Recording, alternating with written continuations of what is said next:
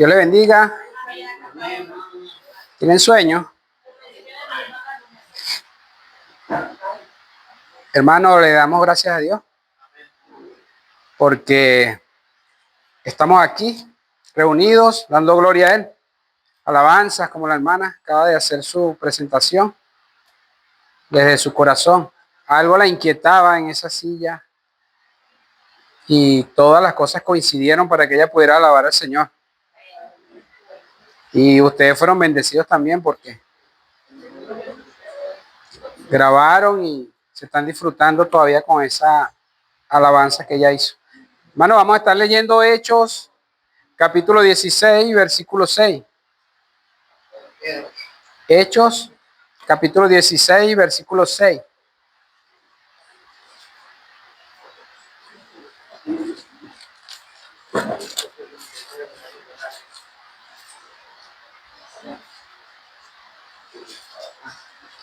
El nombre que le puse a esta enseñanza es El Evangelio avanza y da frutos. El Evangelio avanza y da frutos. Hechos 16, 6 dice de la siguiente manera. Y atravesando Frigia y la provincia de Galacia, le fue prohibido por el Espíritu Santo hablar la palabra en Asia. Y cuando llegaron a Misia, intentaron ir a Bitinia, pero el Espíritu no se lo permitió. Y pasando junto a Misia, descendieron a Troas. Y se le mostró a Pablo una visión de noche. Un varón macedonio estaba en pie rogándole, diciendo, pasa a Macedonia y ayúdanos. Cuando vio la visión, enseguida procuramos partir a Macedonia, dando por cierto que Dios nos llamaba para que les anunciáramos el Evangelio. Oremos. Señor, ponemos esta enseñanza delante de tu presencia para que seas tú edificando la iglesia, Señor. Guíanos a través de tu palabra, Señor. Permite que sea una enseñanza que pueda darnos a nosotros motivación, inspiración para seguir, Señor, evangelizando, como dice tu palabra. Y así como el título de esta enseñanza es El Evangelio avanza y da fruto. Todas estas cosas las pedimos, Señor, en el glorioso nombre de Jesús. Amén. Bueno, mis hermanos, vemos aquí en el libro de los Hechos lo que hizo el apóstol Pablo en su viaje misionero. Vemos el versículo número 9, una visión que se le mostró al apóstol Pablo de noche. Una visión donde se le mostraba un varón macedonio pidiendo ayuda. Sin embargo, el apóstol no puso ninguna resistencia, sino más bien puso todo su empeño. En el versículo 10 dice que daba por cierto que Dios los estaba llamando a anunciar el Evangelio. Qué hermoso es, hermano, cuando nosotros estamos predicando el Evangelio y sabemos que no estamos solos. Sabemos que esta obra no es solo nuestra, sino que Dios participa en esta obra porque esta es su obra. Vemos como el apóstol inmediatamente recibió la visión y obedeció. En el versículo 10 recibió la visión de parte de Dios y el versículo 11 dice, zarpando pues a Troas, vinimos con rumbo directo a Samotracia y el día siguiente a Neópolis y de allí a Filipo, que es la primera ciudad de la provincia de Macedonia. Inmediatamente después de la visión partieron, obedeciendo de parte de Dios, obedeciendo a Dios directamente, salieron a Macedonia, a la primera ciudad. Nosotros a veces tenemos una misión que nos dan de salir a evangelizar. Y tal vez como humanos sentimos y nos angustiamos por lo que vamos a encontrar. Sin embargo, siempre que coloquemos nuestra confianza y nuestra fe en el Señor, nuestro camino va a ser bendecido. Vemos cómo Pablo, apenas llegando a esta ciudad, en el versículo 12, la primera ciudad de Macedonia, se quedaron allí algunos días y un día de reposo, dice el versículo 13, salieron de la puerta junto al río donde solía hacerse la oración y sentándonos, hablamos a las mujeres que se habían reunido. Entonces una mujer llamada Lidia, vendedora de púrpura de la ciudad de Tiatira, que adoraba a Dios, estaba oyendo y el Señor abrió el corazón de ella para que estuviese atenta a lo que Pablo decía. Apenas llegando a esta ciudad, se quedaron aproximadamente 3 días allí y ya empezaron a hacer su trabajo, a predicar directamente el evangelio. Y solo al empezar a predicar, ya Dios estaba actuando. Ya Dios estaba abriendo los corazones de las personas para que estuvieran atentos a estas palabras. El evangelio son las buenas nuevas de salvación. Y el Señor obrando, participando en ello, ya estaba recibiendo los primeros frutos. Inmediatamente, apenas haber llegado a esa ciudad. ¿Qué tenemos? Tenemos también que en este viaje que se hizo en esta primera ciudad, el apóstol Pablo también tuvo algunas desavenencias, algunos conflictos. Vemos también en este mismo capítulo cómo en el versículo 16 nos dice que aconteciendo que mientras íbamos a la oración nos salió al encuentro una muchacha que tenía un espíritu de adivinación, la cual daba gran ganancia a sus amos adivinando. Esta, siguiendo a Pablo y a nosotros, daba voces diciendo: estos hombres son siervos del Dios Altísimo, quienes os anuncian el camino de la salvación. Aún este espíritu de adivinación estaba obrando y estaba hablando la verdad. Hombres del Dios Altísimo anunciando el camino de la salvación. Estaba predicando esta mujer también. Estaba dando veracidad de lo cierto que era. El 18 dice: y esto hacía por muchos días, mas desagradando a Pablo, este se volvió y dijo al espíritu: te mando en el nombre de Jesucristo que salgas de ella, y salió aquella misma hora. Qué interesante, ¿verdad? Lo que uno se consigue al salir a predicar. Sin embargo, la claridad que tenía el apóstol Pablo para saber distinguir. A nosotros nos agrada cuando predicamos el evangelio y recibimos el agrado de las personas que nos escuchan, pero esas personas que nos están escuchando verdaderamente están en favor de nosotros. ¿Dónde estamos llegando? Tenemos que estar bien claros en la obra que estamos haciendo.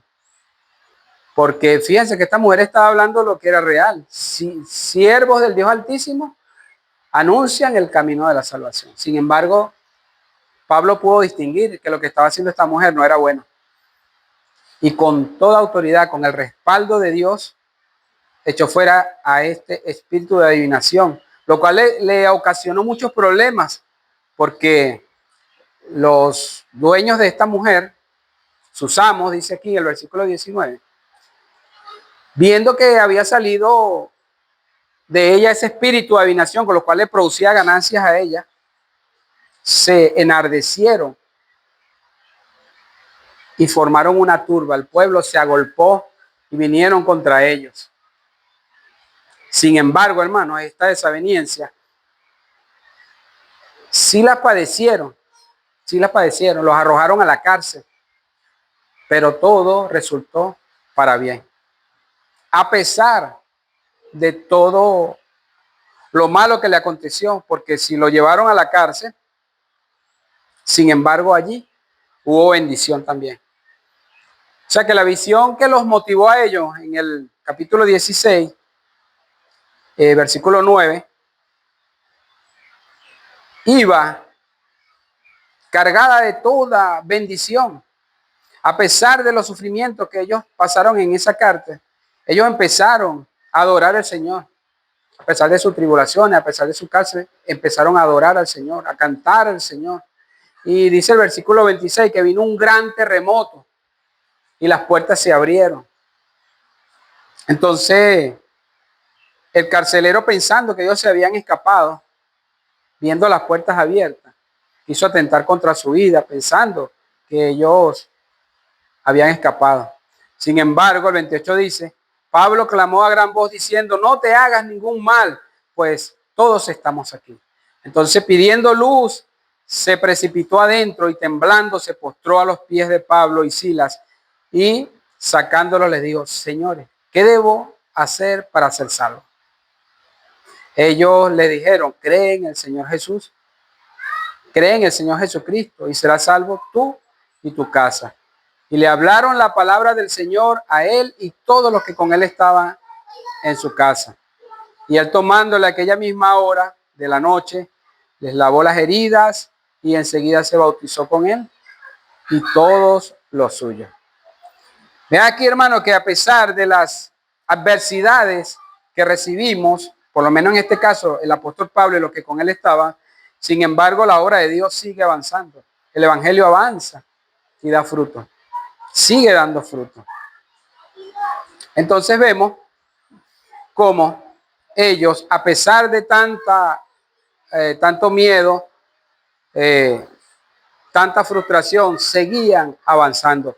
Pero el apóstol Pablo estaba seguro, porque cuando se supo lo de que Pablo era un ciudadano romano, intentaron sacarlo de la cárcel, enviarlos fuera. El apóstol Pablo se plantó y le dijo no.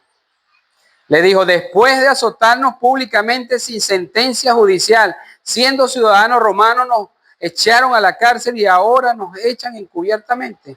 No, dice el apóstol Pablo. Por cierto, si no, vengan ellos mismos a sacarnos. Y a los alguaciles hicieron saber esta palabra y los magistrados, y los cuales tuvieron miedo al oír que eran romanos. Y viniendo les rogaron y sacándolos les despidieron que saliesen de la ciudad. Entonces salieron de la cárcel él y todos fueron a la casa de Lidia, aquella mujer que había oído la palabra, que había creído en el Señor, y habiendo visto a los hermanos, los consolaron y se fueron. Hermano, cuando estamos haciendo el propósito de Dios, todas las cosas nos ayudan para bien. Fíjense cómo estas autoridades le rogaron y le dijeron que salieran de la ciudad, cuando eran ellos los que tenían autoridad sobre ellos. Sin embargo, tuvieron miedo y los hermanos terminaron después de este mal paso siendo consolados por sus hermanos en la región. ¿Qué vemos aquí? Vemos que si somos dirigidos por Dios, estamos cumpliendo su propósito.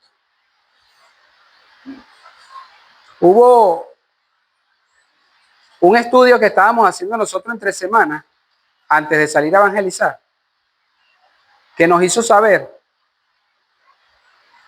que la predicación del evangelio no era una obra solo nuestra, sino que era Dios quien estaba haciendo la obra.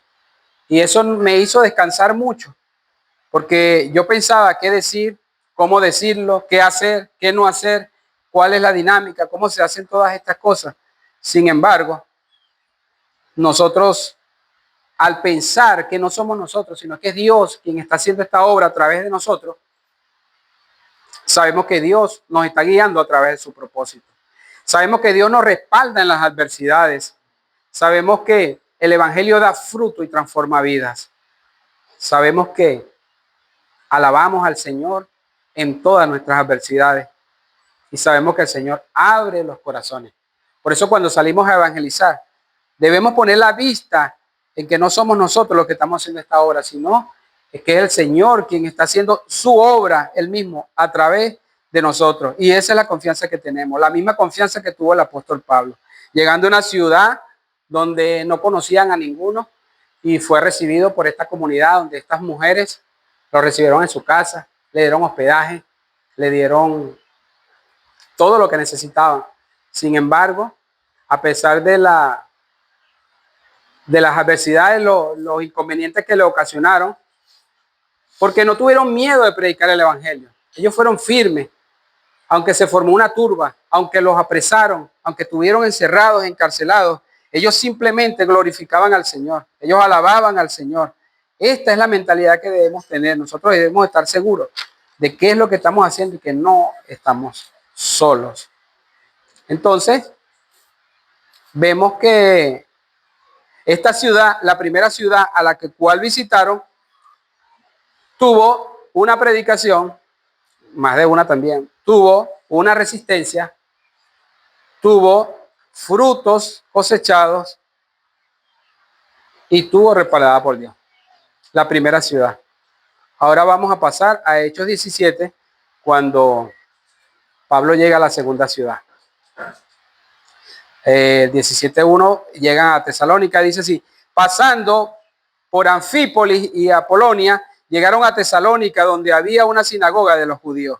Y Pablo, como acostumbraba, fue a ellos por 3 días de reposo y discutió con ellos, declarando y exponiendo por medio de las escrituras que era necesario que el Cristo padeciese y resucitase de los muertos, y que Jesús, a quien yo anuncio, decía él, es el Cristo.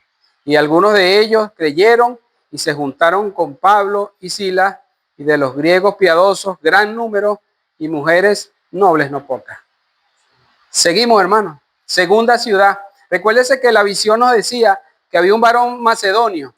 El varón representa a la ciudad de Macedonia, porque él vio en la visión que el varón pedía ayuda y que el Espíritu los estaba guiando, que Dios los estaba llamando a predicar a Macedonia. Vemos que Tesalónica es la segunda ciudad de Macedonia.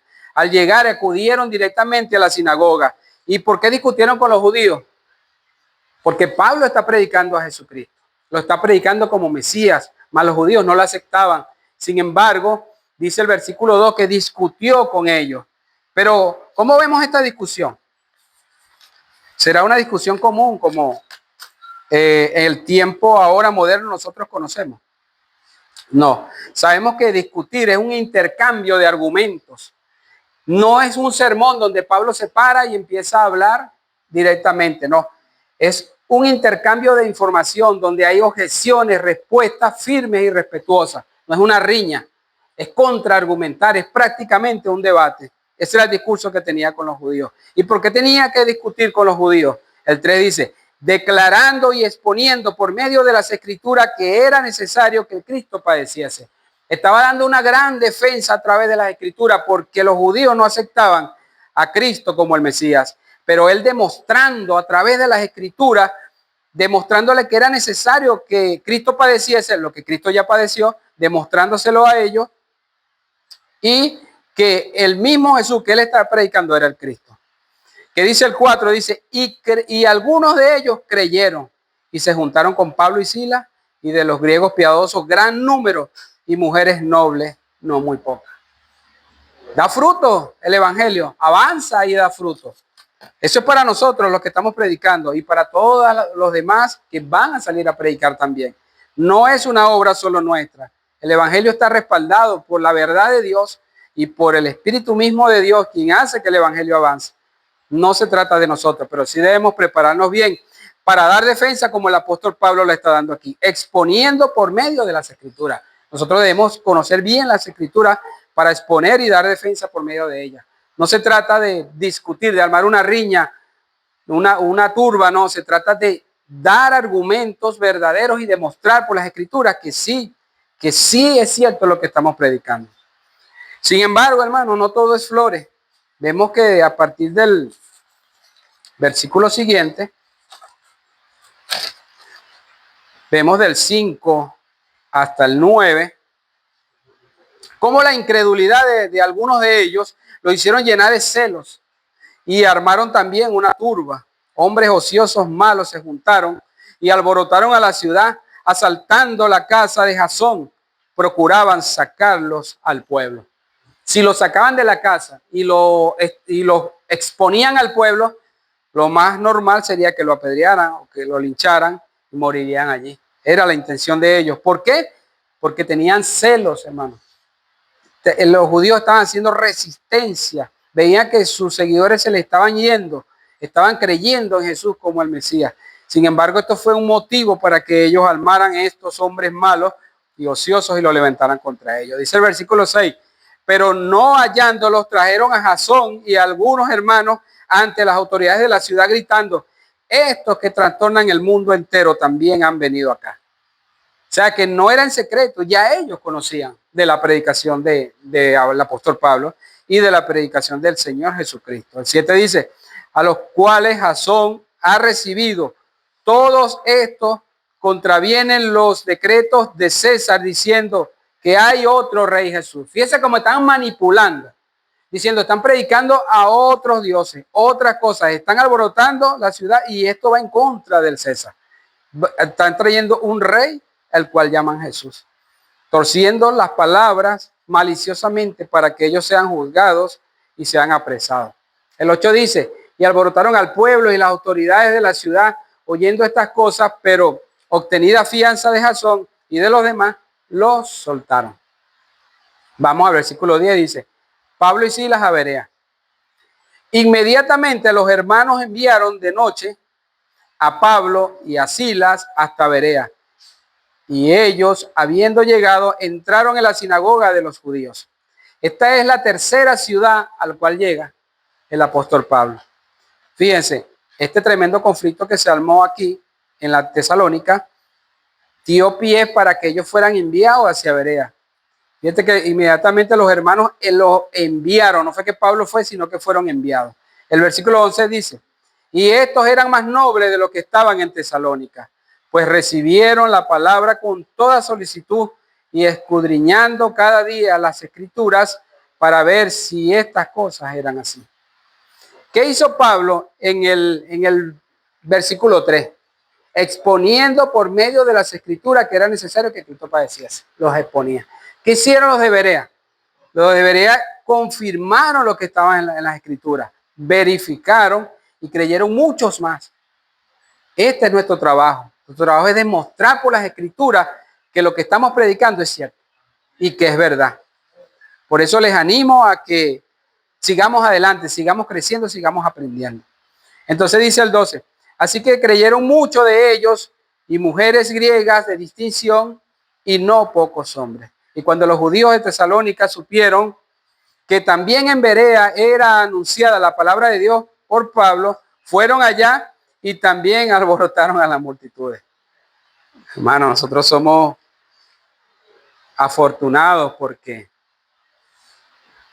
no estamos sufriendo esta persecución. Sin embargo, estén preparados, como le dijo el pastor hermano Manuel, estén preparados, porque sabemos que a muchos no les gusta que hablemos la verdad. A muchos no les gusta que prediquemos a Cristo.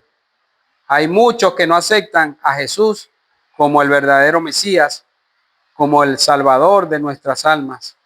Por eso tienen que estar preparados. El 13 dice que cuando los judíos de Tesalónica, los que armaron el alboroto, supieron que estos discípulos se habían venido hasta Berea, vinieron también acá y alborotaron las multitudes. Pero ¿qué hicieron el 14 y el 15? En los versículos 14 y 15, los hermanos inmediatamente enviaron a Pablo hacia el mar y Silas y Timoteo se quedaron allí. Y los que se habían encargado de conducir a Pablo le llevaron a Atenas y habiendo recibido orden para Silas y Timoteo de que viniesen a él lo más pronto que pudiese. Se repite, hermano, la misma situación. Persecución, predicación, pero siempre, siempre hay frutos. Hay frutos. Y cada vez más. Fíjense que aquí en Berea fueron muchos más los que creyeron. No pocos, así mismo es. Dice el versículo 16. Recuerden que Pablo ya fue enviado, porque ya venía la turba, en el versículo 13 nos dice, y fue enviado a Tesalónica, a Atenas. Vamos al 16 cuando nos dice que entra ahora a esta cuarta ciudad. Pablo en Atenas, dice. Mientras Pablo se esperaba en Atenas, su espíritu enardecía viendo a la ciudad entregada a la idolatría. Así que discutía en la sinagoga con los judíos y piadosos y en las plazas cada día con los que concurrían. Y algunos filósofos de los epicúreos y de los estoicos disputaban con él. Y unos decían, ¿qué querrá decir este palabrero? Y otros, parece que es predicador de nuevos dioses, porque les predicaba el evangelio de Jesús y de la resurrección. Mira cómo ellos veían el evangelio de Jesús. Parece que predica nuevos dioses. Y fíjense lo que dice el 18. Dice que Pablo discutía con filósofos de los más destacados, de los epicúreos y de los estoicos. Disputaban con él, argumentando, debatiendo contra ellos en las plazas, discutían. Mas ellos viendo cómo Pablo lograba mantener el debate, cómo lograba dar estos argumentos, no se les ocurrió otra idea más brillante que lo que dice el versículo 19. Tomándole, le trajeron al Areópago diciendo, ¿podremos saber qué es esta nueva enseñanza que hablas? Pues traes a nuestros oídos cosas extrañas. Queremos pues saber qué quiere decir esto. ¿Qué digo yo que es el Areópago? ¿Por qué le trajeron al Areópago? Pablo discutía con ellos en las plazas, en los mercados discutía con ellos. Y manteniendo la firmeza de su debate, la solidez, ellos lo llevaron al Areópago. Pero el Areópago es el centro intelectual y judicial y político más importante de Atenas. O sea, lo llevaron a un escenario mayor. ¿Para qué? Para oír lo que él tenía que decir. Dice así, pues traes a nuestros oídos cosas extrañas. Queremos pues saber qué quieres decir. ¿Qué quiere decir esto? Entonces, este lugar era el lugar idóneo, el lugar más excelente. Estaba arriba de una montaña donde los más sabios, los filósofos se acercaban a debatir, a escuchar. O sea, que lo subieron de nivel. Tremenda presentación para el apóstol Pablo. ¿Creen ustedes que disminuiría su discurso o le metería más fuerza? Dice el 21. Porque todos los atenienses y los extranjeros residentes allí en ninguna otra cosa se interesaban sino en decir o en oír algo nuevo. Eso era lo que les fascinaba a ellos. Aquí donde estaban estos filósofos, estos poetas, todos estos tanques pensantes, querían oír algo nuevo. Por eso le llevaron a ese escenario. Entonces Pablo, puesto en pie en medio del Areópago, dijo, varones atenienses, en todo observo que sois muy religiosos, porque pasando y mirando vuestros santuarios, hallé también un altar en el cual estaba esta inscripción, al Dios no conocido, al que vosotros adoráis, pues sin conocerle, es a quien yo os anuncio. Dice el 24, el Dios que hizo el mundo y todas las cosas que en él hay, siendo Señor del cielo y de la tierra, no habita en templos hechos por manos humanas, ni es honrado por manos de hombres, como si necesitase de algo, pues Él es quien da a todos vida y aliento y todas las cosas. Y de una sangre ha hecho todo el linaje de los hombres, para que habiten sobre la faz de la tierra, y les ha prefijado el orden de los tiempos y los límites de su habitación, para que busquen a Dios, si en alguna manera palpando pudieran hallarle.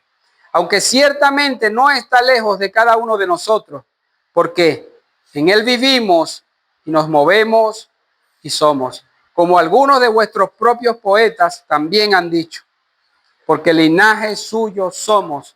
Siendo pues linaje de Dios, no debemos pensar que la divinidad sea semejante a oro, a plata o a piedra, escultura de arte y de imaginación de hombre. Pero Dios, habiendo pasado por alto los tiempos de esta ignorancia, ahora manda a todos los hombres en todo lugar que se arrepientan, por cuanto ha establecido un día en el cual juzgará al mundo con justicia, por aquel varón a quien designó, dando fe a todos con haberle levantado de los muertos. Pero cuando oyeron lo de la resurrección de los muertos, unos se burlaban y otros decían, ya te oiremos acerca de esto otra vez.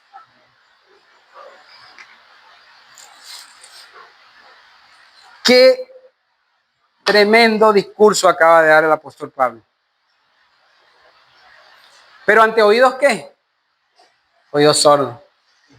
Un discurso muy elocuente, comenzando hablando del Dios al Dios no conocido.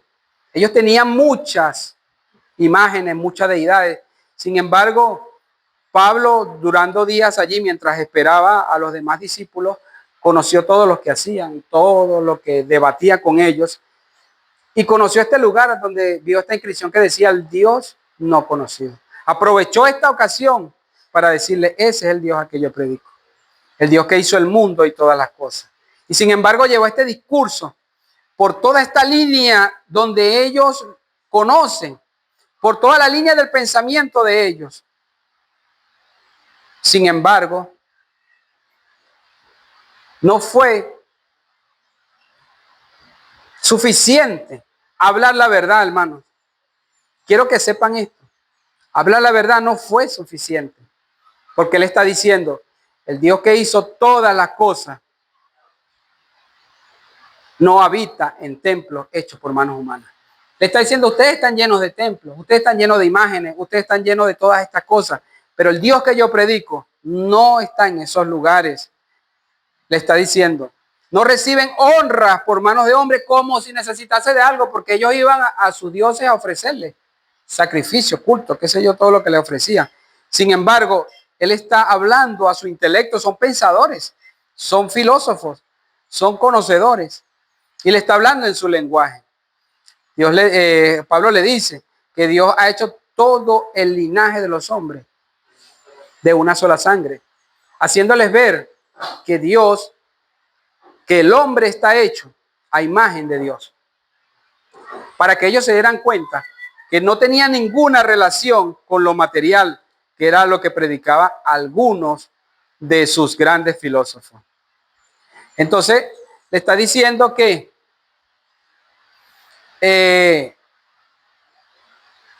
si los hombres somos creados a imagen de Dios, ¿cómo se le ocurren a ellos imaginarse que Dios pueda ser semejante a oro, a plata, a piedra y escultura que cada uno de ellos elaboraba y tenían allí en ese lugar rindiéndole culto? Pero aquí está la gran revelación, el 30 le dice, Dios, habiendo pasado por alto los tiempos de esta ignorancia, ahora manda a todos los hombres en todo lugar que se arrepientan. Ahora, desde ese momento en adelante, le está mandando a todos que ya pasó ese tiempo de ignorancia. Ahora se está siendo predicado el evangelio. Está siendo predicado el Señor Jesucristo. Es ahora. Ya ese tiempo pasó. No dejen pasar esta oportunidad. El 31 dice, por cuanto ha establecido un día en el cual juzgará al mundo con justicia. También lo está diciendo. Viene el día del juicio en que Dios juzgará al mundo entero. Y ellos no están recibiendo la información. Ellos están escuchando y no están entendiendo. Y también le dice, por aquel varón a quien designó. Este es el Señor Jesucristo. Por el Señor Jesucristo el Señor va a juzgar al mundo con justicia. Dice, dando fe a todos con haberle levantado de los muertos. Aquí se cerró todo. Ellos cuando oyeron a esto, pues cuando no creían en la resurrección, se burlaban y ya cerraron sus oídos. Y así Pablo salió de en medio de ellos. Tremenda ocasión, tremenda oportunidad, tremenda predicación. ¿Qué más necesitaban? ¿Qué más necesitaban ellos para ser salvos? ¿Qué más? Sin embargo, el versículo 34 es nuestro aliciente, es nuestro aliento, es nuestra esperanza, nuestro gozo. Dice el 34, más algunos creyeron juntándose con él, entre los cuales estaba Dionisio, el Areopagita, una mujer llamada Damaris y otros con ellos. Hermano, el evangelio avanza y sigue dando frutos. El evangelio es de Dios y no es de nosotros. Si nosotros vemos estos dos capítulos que leímos y buscamos a un protagonista, ¿a quién vamos allá? ¿A Pablo o a Dios?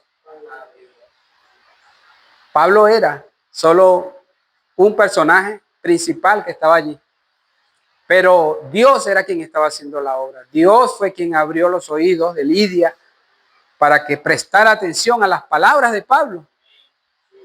Porque si Dios está usando a Pablo, necesita que las personas oigan el mensaje. Ahora, en este lugar donde se les predicó a todos ellos, también no escucharon. Pero ellos cerraron sus oídos. Cuando les hablaron de la resurrección, automáticamente perdieron la conexión que tenía de todo el discurso del apóstol Pablo y cerraron su corazón y se envanecieron en su necio corazón y desecharon al autor de la vida, a quien se le estaba siendo predicado, a Jesús. El evangelio avanza porque el evangelio es el plan de Dios. El evangelio avanza porque Dios lo respalda. El evangelio se abre paso a través de los obstáculos, da fruto, cambia vidas y da vidas. El evangelio es de Dios. Nosotros estamos invitados a ser parte de esto, hermano. Nosotros tenemos este gozo, esta fe y esta confianza de que el evangelio no se detendrá, a pesar de nosotros. A pesar de nada, hermano, no se detendrá el evangelio. Porque el evangelio es de Dios, avanza y da fruto. Bueno, hermano, Dios le bendiga. Oremos. Padre de la gloria, te damos gracias, Señor, porque hoy hemos podido cumplir un día de adoración completo, Señor.